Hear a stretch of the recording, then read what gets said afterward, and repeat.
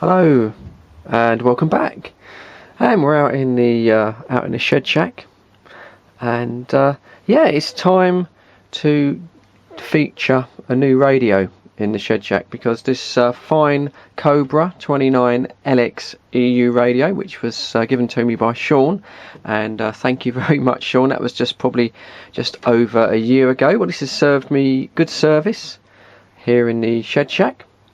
But what I'm going to do is I'm going to swap this with a mate. I'm going to swap this with Gary's got a radio.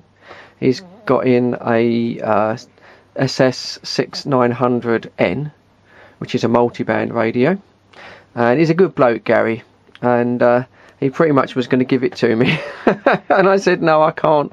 He deals in radios, that's kind of his thing, and I said no, I can't just accept a radio, you know, that you've bought in to sell. So I said, well, I'll tell you what, look, I'll have it for the shed shack, because I really have fancied a 6900 for a while now, and I sort of fancy having multi-band in the shed in the summer, because I do use this radio quite a lot. Actually, it's quite surprising. Often people say to you, you know, what is your best radio? Well, the answer to that is your best radio is the one that you use the most. Now, when I pop out into the garden and such likes, you know, I come out here and switch on the little Cobra, and when I'm doing little things in the shed here. And you know what? I've said before, it's not a bad little radio actually for a starting radio. If you're starting out in CB, it's not a bad radio to get, because it's pretty cheap. You can pick these up brand new on sort of eBay for just over £100 delivered, and it's a very nice radio. You've got a really nice display there. It gives you the frequency as well, so it gives you an opportunity to use and learn the frequency, and it works pretty well. It works better on AM than I think it does on FM. It might be just a little bit oversensitive on FM, but it's got the CB band, got the UK 40 FM, and then if you go down here, I don't know what we're going to pick up, but you can then set the country, and then you've got all of the European bands on it. It's a legal radio, so you're only going to transmit on 1 watt, unfortunately. But for example, if you go to say Germany, and then you go on to Germany, well, that brings in the whole 80 channels of the German bands, so you can have a flick round there. Sometimes there's people on. Obviously it's German speaking, but so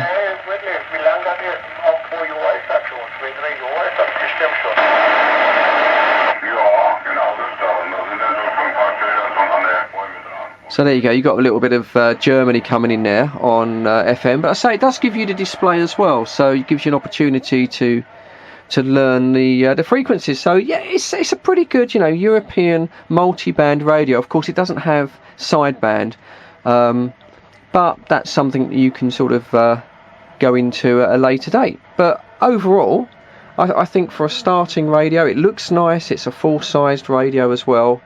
You know, it sort of would look nice in anyone sort of starting up their little shack.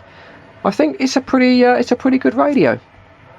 But as I say, we are going to swap that. So Sean, thank you very much for once again for sending me the radio. I've had some good use out of it. I've had some DX actually on FM, on UK FM on this radio, and yeah, it's working well. And even the standard microphones are quite good. But this one's going to be going off. Going to pack this one up, and this one's going off to Gary, and then in a week or so's time he'll send me the 6900, and that's where it's going to go. So there we go. That's the box that the radio arrived in, and it's all set up, and it's a cracking radio. Absolutely mint condition, pretty much new actually in box. It looked completely new, everything included, including the data cable. So Gary, yep, did me proud there. He's a good old boy. he really is. So I've done very, very well on this deal. You know, I know that. Reports. The standard microphone that comes with it. Some people say that this microphone is a little bit quiet. I have been into the menus and I have turned up the microphone gain up to 63. Some people say that the standard mic is a little bit quiet. I suppose it is a little bit. It does feel a little bit sort of like cheap and nasty in a way compared to the handling of the rest of the radio. It's a bit like a Bofang type UV5R, you know, one of those. But it works, you know, it seems to work. So, but not.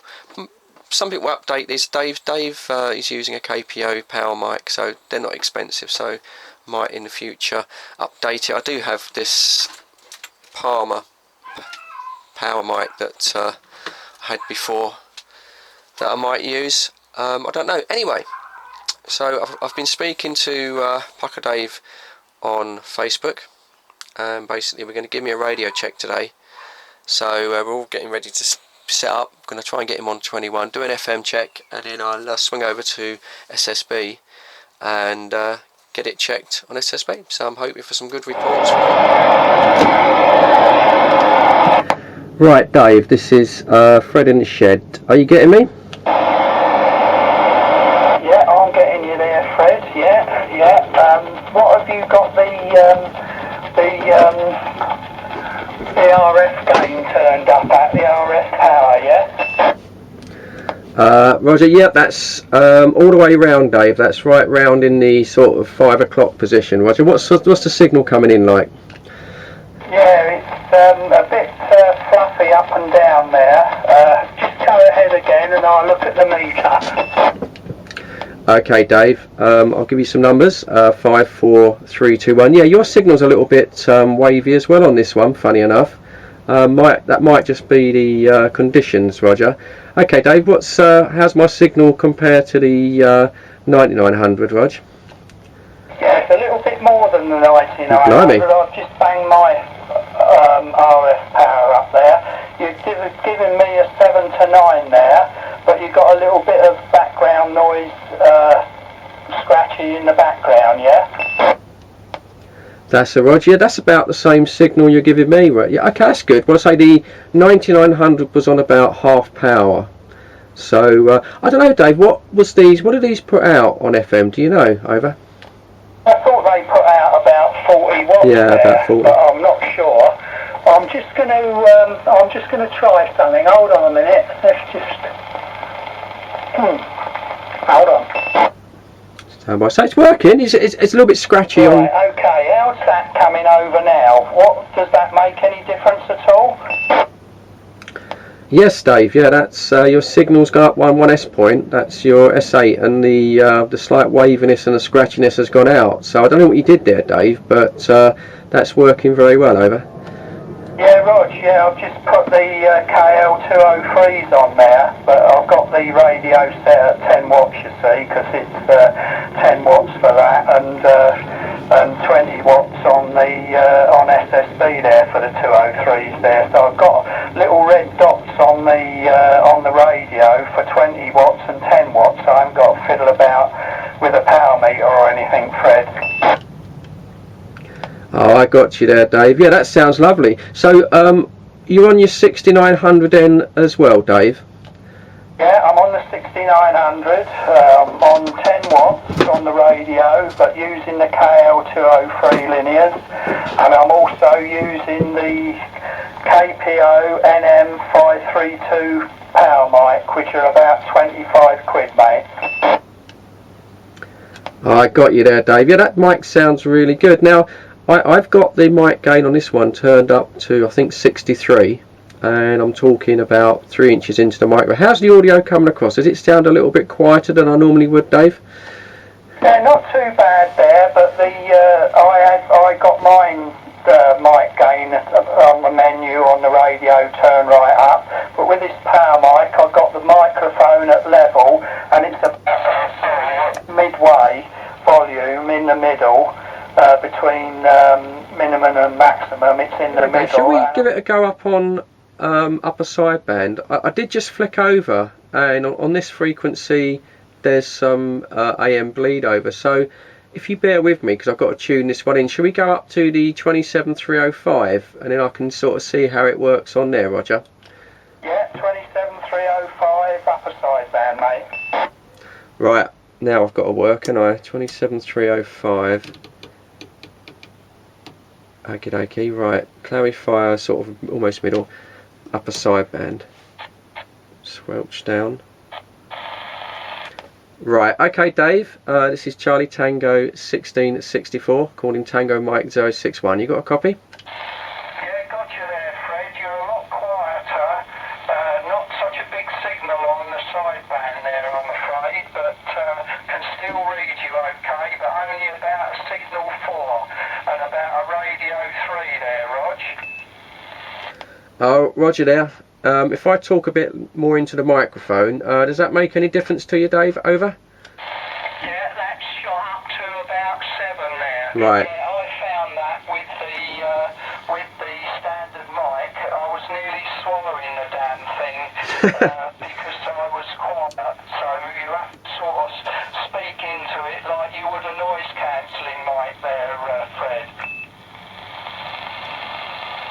Yeah, Roger, Dave. Yeah, that's what I'm doing now. Got it on the old top lip trick. Yeah, well, I think that proves the point for a power microphone. But yeah, you're sounding quite nice on there, Dave. You know, I haven't changed the clarifier. I'm showing 305 dead, spot on, and you're completely on frequency, Dave. Over.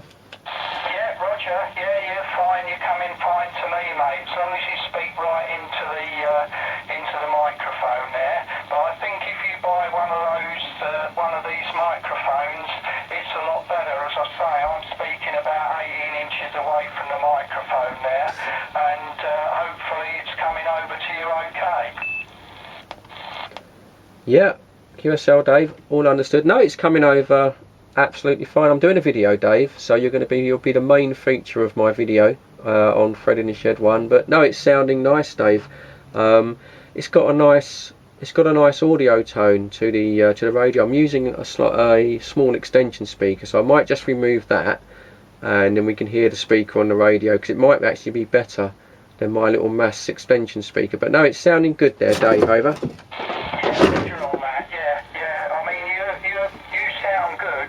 Sound even better with the microphone there. I mean, for an outlay of about 25, 26 quid, you can't go wrong. Anyway, I don't know whether I'll be on till 3:05 this afternoon, but I'll definitely be on at 4 o'clock, Fred, so I'll catch you then, yeah?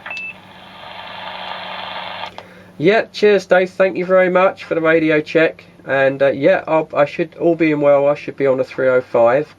And yeah, that's great. Yeah, okay, Dave, have a nice day, you and the missus, and take care, and I'll speak to you later. Yeah, cheers and beers, Fred. Take care, mate. All the best. Okay, 7-3s, Dave. Right, this is Charlie Tango 1664, now going clear.